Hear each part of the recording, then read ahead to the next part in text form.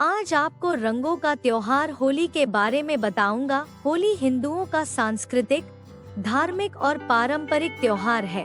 सनातन धर्म में प्रत्येक मास की पूर्णिमा का बड़ा ही महत्व है और यह किसी न किसी उत्सव के रूप में मनाई जाती है।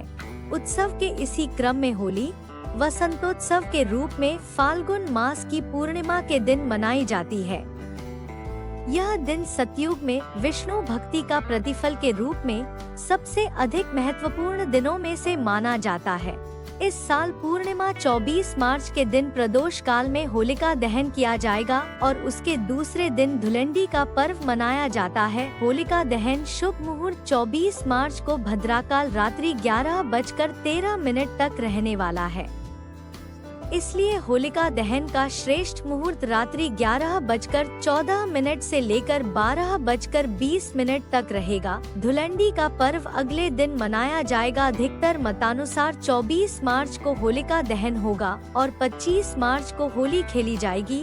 होली बनाए जाने की प्रचलित कहानियाँ भक्त प्रहलाद से जुड़ी है कथा। हिंदू धर्म के अनुसार होलिका दहन मुख्य रूप से भक्त प्रहलाद की याद में किया जाता है। भक्त प्रहलाद राक्षस कुल में जन्मे थे, परंतु वे भगवान नारायण के अनन्य भक्त थे। उनके पिता हिरण्यकश्यप को उनकी ईश्वर भक्ति अच्छी नहीं लगती थी, इसलिए हिरण्यकश्यप ने प्रहलाद को अनेकों प्रकार के जघन्य कष्ट दिए। उनकी बुआ होलिका, जिसको ऐसा वस्त्र वरदान में मिला हुआ था जिसको पहनकर आग में बैठने से उसे आग नहीं जला सकती थी, होलिका भक्त प्रहलाद को मारने के लिए वह वस्त्र पहनकर उन्हें गोद में लेकर आग में बैठ गई। भक्त प्रहलाद की विष्णु भक्ति के फलस्वरूप होलिका जल गई और प्रहलाद का बाल भी बाका नहीं हुआ। शक्ति पर भक्ति की जीत की खुशी में यह पर्व मनाया जाने लगा। साथ में रंगों का पर्व यह संदेश देता है कि काम, क्रोध, मद, मोह एवं लोभ रूपी दोषों को त्याग कर ईश्वर भक्ति में मन लगाना चाहिए। राधा कृष्ण के पवित्र प्रेम से है संबंध। होली का त्योहार राधा कृष्ण के पवित्र प्रेम से भी जुड़ा हुआ है। पौराणिक समय में श्री कृष्ण और राधा की बरसाने की होली के साथ ही होली के उत्सव की शुरुआत हुई। आज भी बरसाने और नंदगांव की लट्ठमार होली विश्व विख्यात है। कामदेव की तपस्या।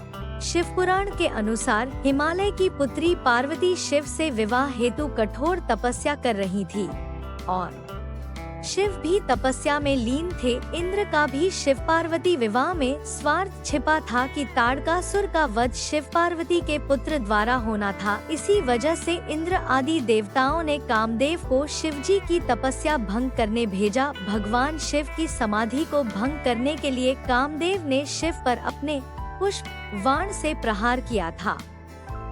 उस वाण से शिव के मन में प्रेम और काम का संचार होने के कारण उनकी समाधि भंग हो गई। इससे क्रुद्ध होकर शिवजी ने अपना तीसरा नेत्र खोल कामदेव को भस्म कर दिया। शिवजी की तपस्या भंग होने के बाद देवताओं ने शिवजी को पार्वती से विवाह के लिए राजी कर लिया। कामदेव की पत्नी रति को अपने पति के पुनर्जीवन का वरदान और शिवजी का पार्वती से विवाह का प्रस्ताव स्वीकार करने की खुशी में देवताओं ने इस दिन को उत्सव की तरह मनाया। यह दिन फाल्गुन पूर्णिमा का ही दिन था।